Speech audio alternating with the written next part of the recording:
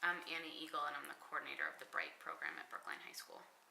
I'm Eliana von Krusenstern, and I am an 18-year-old junior at Brookline High School. It was a form of leukemia. So he had a form of leukemia. He was diagnosed, I think, when he was 11, and initially received treatment in Puerto Rico, where he was from.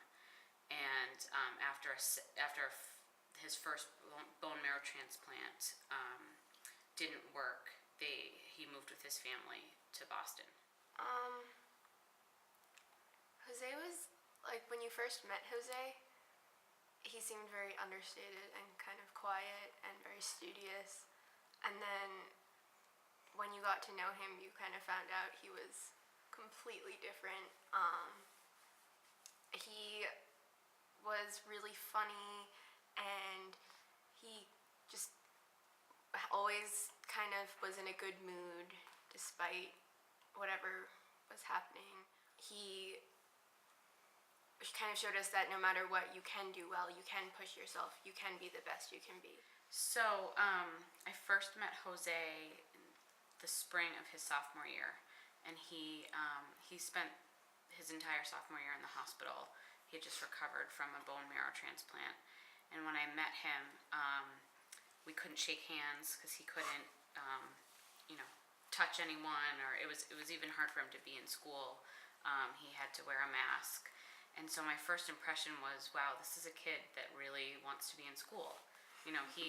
Most kids, if they've got a fever or a cold, want to stay home, and this is someone that, got himself out of the hospital bed to come to school to meet me because he would be starting our program in the fall. And I was impressed by him. When Jose was alive, he was always kind of like badgering me to do things.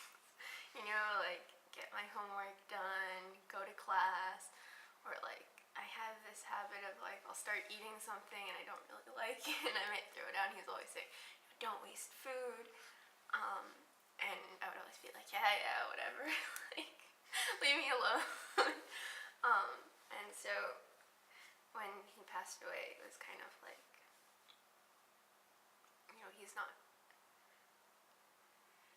he's not here to remind me to do these things anymore. So I kind of have to do it myself. He wasn't in denial, but he was never, woe is me, but he knew that death was certainly something that could happen, and he was prepared for it, and he was religious, and I think he also took control and had conversations with his doctors about what measures he wanted to have taken, and when he wanted them to stop. So I think even in a situation where you feel so helpless, he certainly had control and knew what he wanted. We had the memorial service. A lot of kids didn't know him because he was out of school so much. And I wanted people to know that there were students here who really loved him and who knew him, and I wanted to talk about who he really was as a person. Sometimes, when someone passes away, you think of like the last time you saw them, and the last time I saw him was actually in the ICU about a week before he died. And I feel really lucky that that's not my last image of him. And for whatever reason, I think of him.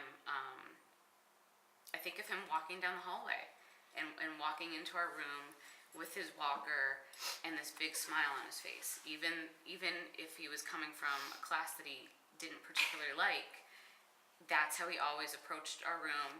He'd give me a little wave, and sometimes we didn't speak many words to each other, but just his presence, and I still feel it, and I feel really lucky that he left me with that gift.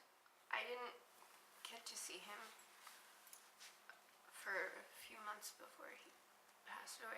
The last time I saw him was probably, the last time he was in school. And for a long time I was really upset that I didn't get to see him after that, because I felt like I never really got to say goodbye. But Jose didn't want people to think of him as sick. He didn't want people to see him sick. Like Annie said, he didn't want that to define him.